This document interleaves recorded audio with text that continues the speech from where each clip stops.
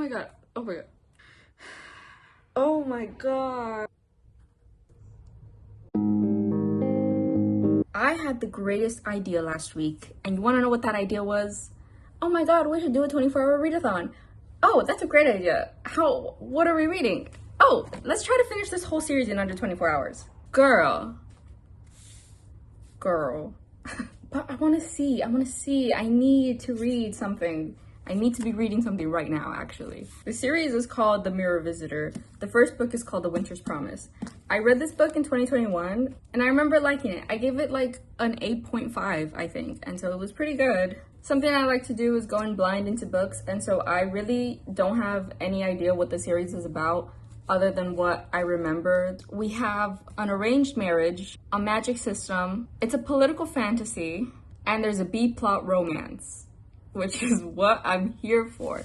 The challenge is gonna go like this. I'm gonna start reading, and if I'm not at least halfway through the second book, how many pages are in here actually? There's 500 pages in the first book. I might actually not be able to read all 4. Here's the challenge rules rewritten. I'm gonna take 24 hours. If I'm done with these 2 books in the next 24 hours, then I'm gonna extend the challenge to a 48-hour challenge, and I'm gonna finish the remaining 2 books. That is my goal. I think I can do it. I'll see y'all in a little bit when I'm reading.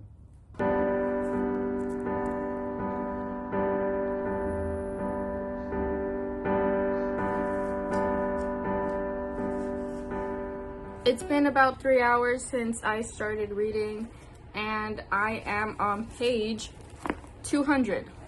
Initial thoughts. I'm still in like the beginning of it all, and knowing that it's a quartet means that the first 2 books probably are going to be filled with just a bunch of information. And so right now I think that it's not necessarily boring. I don't think it's a boring book. There have been books that I've started reading where I'm like, oh my god, this whole like beginning intro, like 150 pages are so boring. I don't think that about this book. I think it has been pretty interesting all throughout. I think the magic system is pretty cool. I don't really understand it, but I like the vibe. I've learned that it's a forced arranged marriage for both parties, and they both mutually hate each other. It's a mutual hate. The characters. I like the main character. Her name is Ophelia. I like her. I don't like the way that the author is describing her. They're describing her as like super tiny. She describes the man she's engaged to be 2 heads taller than she is. If you're a foot taller than someone, that means that's a whole head, right? I'm trying to make sense of the heights, because if he's 2 heads taller than her, and we're still thinking about like a normal size comparison, is he 7 feet tall? And is she 5 feet tall? Or is she shorter than 5 feet and he's like a really tall 6 foot something? Because in both cases, it's a little concerning for me. I don't think I'm such a big fan of such drastic height differences. And so in my head, what I'm gonna do, I'm gonna imagine it, and I'm gonna think that they're closer in size. Anyway, I think I got a little bit off track. I like Ophelia. I like her aunt, the other aunt on the betrothed side. I think I like her. I feel like someone's gonna be evil, and I think it's the guy that I like. She met this one guy, Ophelia met this one guy, and I like him, but I don't trust him, and I feel like he's gonna betray her, and that's got me freaking out a little bit because I like him. And then we get to the betrothed, or Mr. Thorne. What is his first name, actually? He is just broody, and he said like a total of less than 100 words. Like, I don't know what to tell you. He's not really here. But apparently everybody hates him. And I mean that literally everybody hates him. And because they hate him, everybody hates Ophelia. And Ophelia's just like, what did I do? I just know. I remember she gets like put through the ringer. Once I hit the second half of the book, which is this part at clairdelune, that's when things start going badly for her. I think I'm gonna read until I get to the clairdelune section, and then I'm gonna shower, and then I'll be back to finish the book. Welcome back. I have reached more than halfway. I lied when I said I was gonna go shower before finishing the book. I kept reading. I have this much left, which is about 150 pages, and something big just happened, and so this is the point where I'm gonna leave it and I'm gonna go shower. I feel so bad for the main character, Ophelia. I just feel bad for her like the whole time.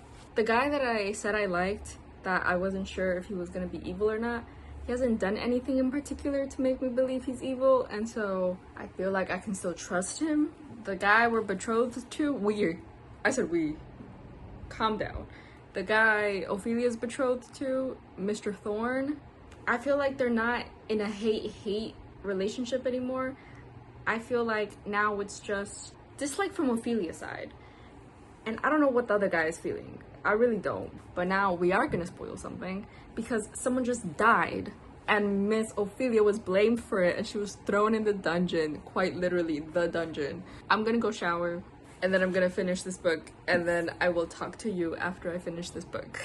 It is, I think, 1 a.m. and I finished this book 30 minutes ago at 12:30. I was right. Everything near the end just kind of jumbled into one big mess and I'm not really sure what's going on anymore. What was the last thing I said? I'm closing my eyes because I'm so tired.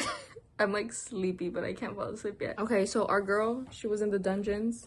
She got out through like a plea deal, whatever. She got threatened by this little 10-year-old kid who's really powerful apparently. He was like, you gotta kill your aunt's baby. You gotta kill your aunt's baby because I'm the baby. He literally said, I'm baby. I don't know what's going on through Thorne's mind. Mr. Thorne. Is Thorne his first name or is it his last name? I still don't know. I think he kind of pities her. I don't think there's any romance or platonic feelings involved at all. On her side, she hates him. She still hates him. She despises him. If anything, she hates him more now than she hated him in the beginning of the book when they first met. It kind of went from like a mutual dislike to them tolerating each other to her being like, oh my god, he's falling in love with me, I'm not gonna fall in love with him, to, oh my fucking god, what a bitch. That's what she said to him. So we're back right where we started, which is great for me because I don't know how they're gonna recover from this. Near the end of the book, the guy that I really liked in the beginning that I was like, I don't know if he's evil or not, he came back. His name is Archibald. It's a weird ass name. It creates like a dissonance in my head between what he looks like and what his name is because those two just don't go together because Archibald is like an old man's name and this man is not old. You know what he looks like in my brain? Everybody in the north where they are right now, they all have like white hair. He has sky blue eyes. And so do you know who I'm imagining in my brain? And he's super charming and all the women love him. And you know who's in my brain right now and I can't get the image out? It's Gojo. Gojo. His appearance and the relation to Gojo is like swaying my perspective on this character. And it makes me love him and I don't care. Maybe he's a horrible person. I'm gonna have to stand by him. Like, that's Pookie now. I haven't even started explaining the whole magic system. Ophelia, she can read the past of objects. Up here in the north, we got a bunch of different clans. Mr. Thorne, they call him the Dragon Clan. He's got like telekinetic dragon claws. There's another clan, the Mirage? They make illusions. There's another clan, the Web. Gojo's a part of this one and they're all connected. So whatever one person experiences, everybody else experiences. Oh, the two friends she's made, Gale and Fox. I love them. I love the little servants. Because she had to work as a servant. Did I mention that? She had to work as a servant. She had to go undercover. They broke her ribs. They beat her up. They made her bleed. They gave her a fever. Oh my god. And one final thing. I love how she started defending herself finally near the end of the book. Like, she literally had enough. She hit her limit. And then it was just fighting and verbal attacks and throwing stuff. I love that. I love when female main characters have enough and they lose it. This is my final rating for book 1. I'd give this a solid 8, maybe 8.5. This is what the second book looks like. It's very pretty. I think they have very nice covers. This one is called The Missing of Clairdelune. Who is missing? Who knows?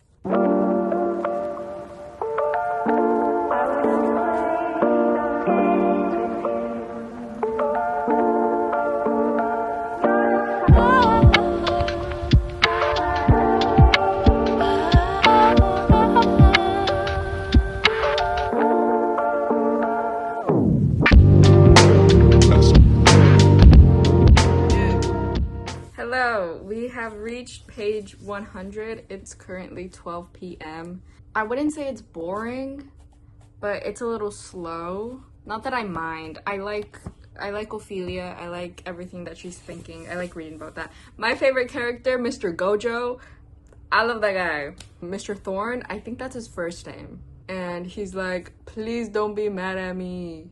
But he's not saying that in like a, please don't be mad at me. He's saying that as in like, you have no other allies. Don't be mad at me. So it's kind of like a threat. They're gonna meet each other because they've been avoiding each other. They're gonna meet each other. Who knows what's gonna happen? I hope they get down. Honestly, I hope Ophelia starts throwing things at him. I'm gonna continue reading. Okay, I'm about 200 pages in. I just reached the second half of the book, The Reader. One of her old friends came back from the first book. I honestly didn't think I'd see him again, but he's back. His name is Fox. I don't know if I mentioned that. Ophelia and like the god of the north have some type of beef going on, but also it's not beef because he's like, you make me nervous. And she's like, girl, you're literally like a god. What are you talking about? Every time I think about the North god, he's not a god. They call him a family spirit because apparently there is a god and then there's the family spirits and then there's the people. The family spirit, his name is Farouk. And he reminds me, for some reason in my head, I think of him as like a bird. You know Legend of Zelda, Breath of the Wild, how there's that one race that are literally just birds. That is who I think about when I think about Farouk. Ophelia's entire family, 22 people came over and they're like, we want to know how you're doing and we're gonna stay until you guys get married. And so Ophelia now has to pretend like everything is fine and no one is out to kill her and she doesn't hate her fiance and she's not terrified for her life and she has to pretend that everything is fine. Okay, I'm about to reach page 300, but something just happened. Mr. Thorn, he kissed Ophelia and Ophelia was like, whoa, and then she slapped him and then he was like, oh. And apparently he was testing her. So what was that? So what was that about? Because I think he was doing it for himself. Okay, it's 5 p.m. and I have 100 pages left and I know I gave myself 1 extra hour and I think I can do it in that 1 extra hour. But so much has happened. Oh my god, I feel like I'm updating too frequently, but so much is happening. Okay, first of all, Gojo went missing. He's gone. I don't know where he is. Second of all, Ophelia, she can't travel through mirrors anymore. And she's got me stressed out because what do you mean she can't travel through mirrors? I like that about her. Number 3, something's going on with Mr. Thorn. I don't know what type of internal conflict he's having right now. I need him to start expressing himself, actually. I need him to start speaking because he doesn't speak enough for me to like him as a character. Last thing that freaked me out, I don't know what just happened to Ophelia. It's like she got kidnapped, but or she didn't get kidnapped. But I think she's with Gojo. And because I finished this book in under 24 hours, I finished 2 books in under 24 hours. We will be reading the next 2 books. I finished the book. It's done with, it's dealt with. So they found Gojo. He wasn't dead. I was actually so scared that he was gonna be dead. But you know how I said those things about like the web and how everybody sees what the other person sees? They cut him off from that. And so he's like a shell of himself right now. He's not happy right now. I don't think Ophelia is in love with Thorn just yet, but Thorn is in love with her. And I felt it earlier in the book when he called her like a nuisance, or he was like, you invite trouble wherever you go and it's hard taking care of you through all that. And so that's when I was like, no, he does like her. And I was right, because he actually said the words, I love you, which was crazy to me actually, because I didn't think we were at that level yet, but apparently we were.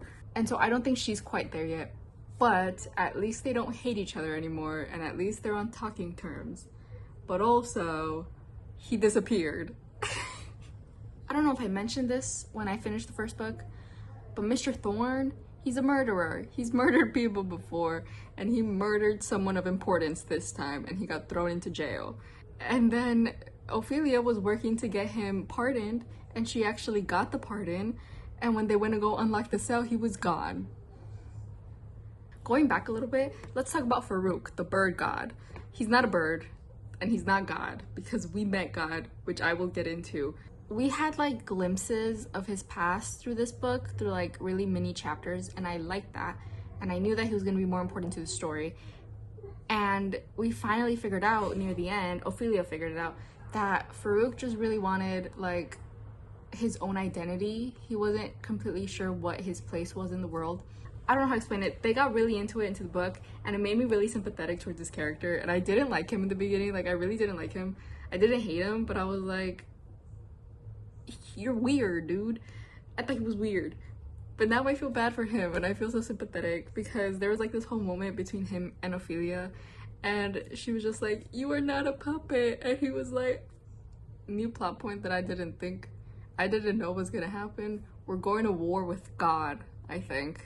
Where he was like, I'm the master of all the family spirits. I can make them do whatever I want them to do. And then Ophelia and Thorne were like, that's a little weird, dude. You shouldn't control people's lives. And God was like, shut up. And now I feel like the third book is gonna start off slowly, because the only reason that these two books were like going by pretty fast was because everybody was trying to kill her, like at every single moment of every single day. But now that she's going back to her like her little quiet country life, what am I gonna do? How am I gonna be entertained? I would give this maybe closer to a 9, maybe like an 8.7. I think this one is better than the first book, just because you've already been introduced to everything, so you can kind of enjoy it. Like, you don't need all these explanations anymore. Okay, I'm gonna start the third book in a couple of minutes. You're giving me a 3-year time skip. Here's what we're looking at. We're about halfway through. I just reached part 2, which is called The Scarecrow. So much has happened. This has not been the letdown that I expected it to be. I think it might get a higher rating than the first 2. First chapter, we're already going. We're going. I thought there was gonna be like at least 3 to 4 chapters of like, oh, what has Ophelia been up to in these past 3 years? But no. First chapter, we're going back to the north. Guess who appeared? Gojo. So they go to like this in-between place, right? And like the whole gang is there, and I love that. And everybody was there, and we had a great time. And the baby, did I ever mention a baby? There was a baby. The baby is 2 years old now, and she has crazy ass psychic power. I don't know what's going on with her, but she's a little suspicious. We have a new location. Ophelia, she went alone for whatever reason to Babel. She's trying to find Thorne, and she's trying to figure out more about God and his past, I guess. And so she signs up to be part of this elite school. The entire time, all I could think was, oh my God, they're bullying her. But she was literally facing death threats every single day back up north. So really nothing can compare. Next thing that happened, someone got murdered, right? Someone got murdered. But the way they said it made me a little suspicious, because one, we still don't know where Thorne is, but Ophelia's convinced that he's also at Babel. And so when she was at like this library thing, she bumped into this lady, and the lady was really, really mean to her. And then the lady died. Suspicious, don't you think? And then some other girl at school was really mean to her, but she was being really mean to her at the memoriam again, and then that girl died. I think that Thorne killed them because they were being mean to his wife. If he's not killing for her, what is he here for, really?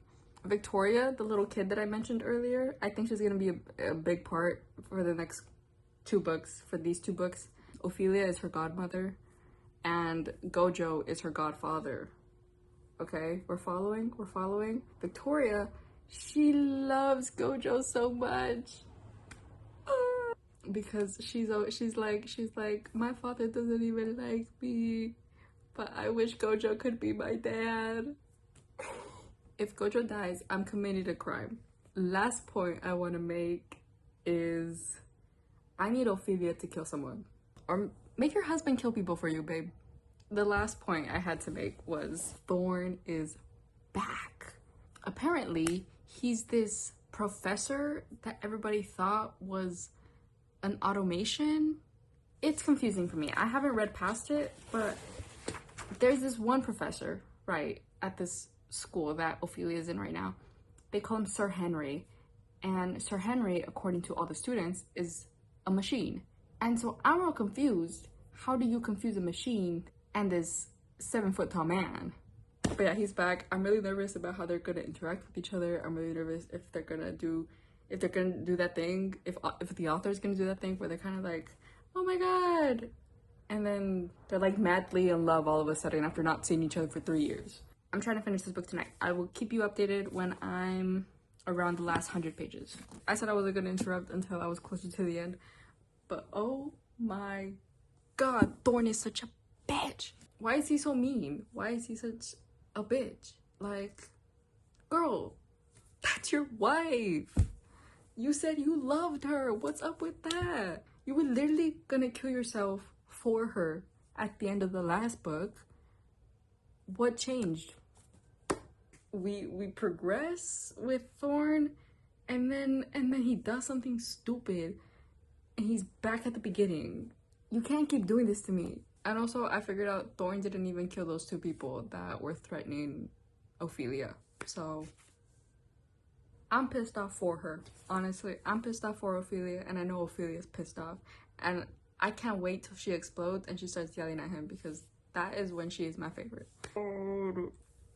I feel like I'm losing my mind, actually. They're not speaking to each other. There's something.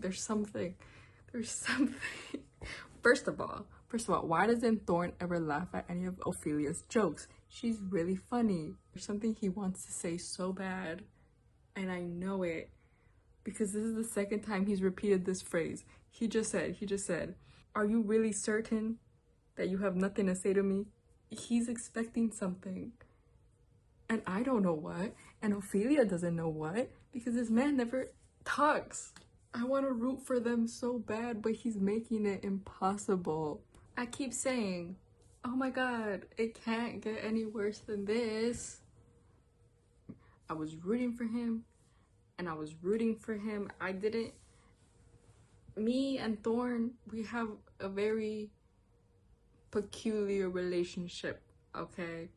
Ophelia lost it. She lost it completely because Thorn replaced her. He took some other scholar for his translation work or whatever. And Ophelia was pissed off, rightfully so, because why is he bringing other people into their business? And Ophelia, she went up to him and she's like, you're a bitch. And he said, our collaboration is over. What? Here's the real kicker. Did I tell you what his magic power was? He didn't hit her, but he kind of like paralyzed her, because she was gonna grab his hand because she didn't want him to leave because she wasn't done yelling at him. And he paralyzed her, and then he left. I need Gojo back. Gojo makes me happy. He brings me peace. I need Gojo back. Something big just happened. Someone tried to kill her again, you know, the usual. And then she got punished for almost being killed, and she was thrown in a room full of mirrors. And she passed through one of the mirrors, and she ended up in like a secret place, and she was like, I know what I have to do. And then she read the mirror, and then she like passed back to the room of mirrors, and she said she has all the answers, and I don't know what's going on. She also self-reflected a little bit, and she was like, I expect so much from Thorn, and yet I've never made like a gesture toward him. Which is true if you think about it, but why should she have to work? I think he should be putting in more work. I think she tries hard enough. Anyway, I'm gonna continue reading. Guys, I forgive him. He's honestly, he's just a loser. He's just so down bad for her, actually. I realized. She met up with him and she was like, "You're right, I do love you." And then he was like, "Don't say that to me right now." But he said it in like the most down bad way ever. And then they kissed and everything's fine. And apparently Thorn can't control his claws anymore, which is crazy. So he didn't use his claws on her last night when I was complaining about them. So that's on me, my bad. He's too in love with her, actually. I'm gonna keep going. I think one of my favorite characters just died. I don't know what to do. He was so happy. Gojo is not dead. Don't worry, guys. Gojo is not dead yet. But I think Fox died. Ophelia and Thorn, they love each other now. I don't know, man. This was really good. I give this a 9. I think this one has had me the most stressed out. I think the second one was really stressful too, but this one had me freaking out. Oh my god, did I talk about that one scene with Farouk and his kid, Victoria? That scene was so cute. I loved it. He came over to their house and they were like just sitting like across from each other, and he really didn't want to talk to her, but he looked at her and he has like that one power where like it's kind of like the claws that Thorn has, but he does it unknowingly. And so he just hurts people when he looks at them. And he looked at Victoria and Victoria was like having a migraine. And then he looked away and he was like, "I'm sorry." And then Victoria, she does this thing where like she jumps out of her body and she went to go hide under the kitchen table. And Farouk saw that. He's the only person who can see when she jumps out of her body. And she was like, "That's my dad." I thought that was really cute. I love Farouk. I didn't like him, now I love him. This is the last one, and if I finish this before I leave today, then that will be considered a win.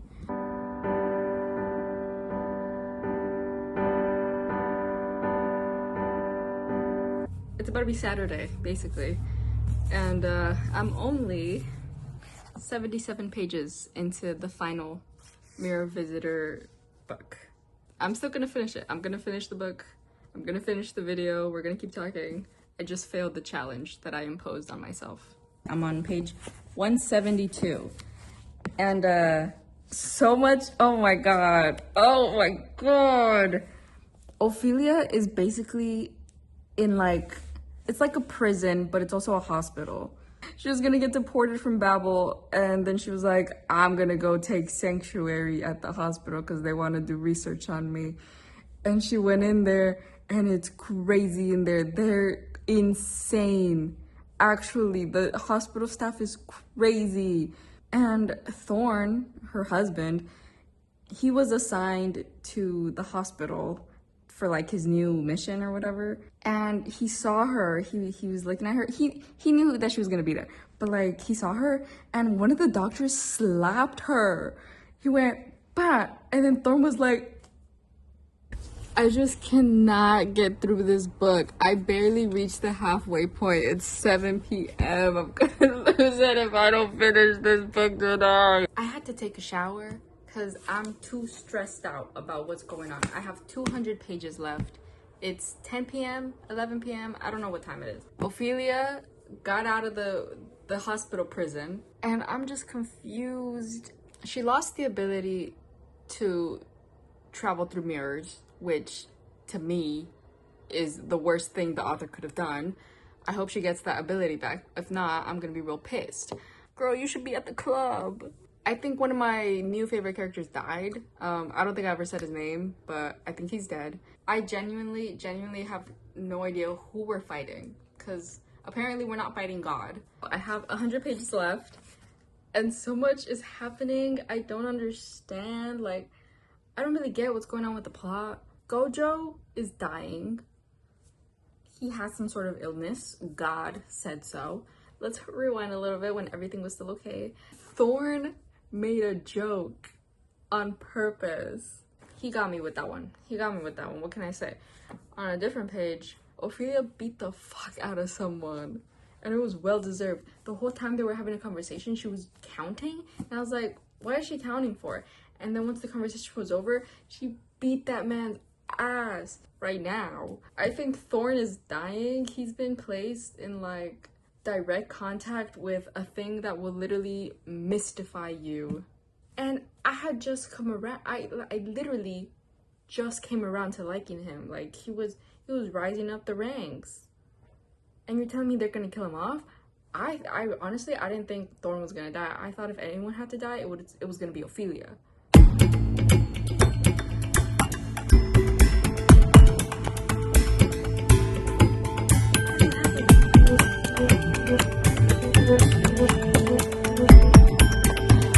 I finished this book last night at 2 something, and then I fell asleep. So much happened. I don't even want to remember. I'm not even sure who died at the end of it. Like, did I tell y'all Fox wasn't dead? Fox wasn't dead. And then I think he did die. You know who died? Thorn. He's not technically dead because he's in like he's on the other side, but he basically died. Oh my god, Ophelia, she can't read anymore because she has no fingers, because that was the price she had to pay in order to come back. And then the only good thing to come out of this, two good things to come out of this book. First good thing, Gojo is still alive. Farouk did not die, the family spirit, the bird guy. Farouk is not dead. This was a good book. I still prefer the middle two to this one. I'd give this one 8.8 out of 10. It was really good. It was actually really good. We're gonna do a final reviewing like everything together so I can get it all out of my system. It had a very intricate plot and it was very well researched and like thought out, and you could tell the author knew exactly what she wanted to do with the whole thing, which I appreciate. I feel like sometimes when I read books, I'm not entirely interested in what the main plot is, especially if it's like a political fantasy, which I'm not extremely keen on reading. But this was very well done. I never felt like I was being bored with all of the plot that was going on, you know? Sometimes you feel a little bored, like you're reading and you're just like, oh, I never felt that, which is amazing. Another thing I really enjoyed was the characters and the way that they were written. I really enjoyed Ophelia. She was an amazing main character. I loved her inner turmoil and her thoughts and everything. I loved Gojo. Gojo was definitely my favorite, even though he's definitely a side character. Like, we don't really ever dive deep into him, but I loved it. I like how every character is not a good person. Like, everyone has these major flaws. Everyone's like either like they're so mean. Everybody's so mean. They're so ruthless. They're cunning. Like, they will not hesitate to kill people. And I like that. I really like that. I really enjoyed that. As far as the romance plot went, which I'm now realizing was not more of like a B plot, but more of like a C plot romance. I think during the first 2 books, it was more of like a B plot thing. But in the last 2 books, it kind of got pushed more to the side. It definitely was not like a conventional romance attraction type of thing, but it was very nice to see how both of the characters developed throughout the story, specifically Thorn, because I hated that guy in the first book, but in the last book I was kind of like, oh well, Ophelia likes him, so I'll like him. Overall, I'd give the series a solid 8 out of 10. If you are coming here because someone was like, oh, this is such a nice slow burn, no, it's not a nice slow burn. It is a slow burn. It's not nice. So don't come looking for romance here, because you will not find it. If you like political fantasy, morally gray characters, a weird ass plot that you kind of won't get until it's explained to you, a cool magic system, and a character-driven story, then you will definitely like these. I never want to do this challenge again. I feel like I lost my mind during the 3rd book, and then the 4th book, I just could not keep reading. It was so hard to keep reading. But that's it. So I'll see y'all next week. I gotta go. I gotta go.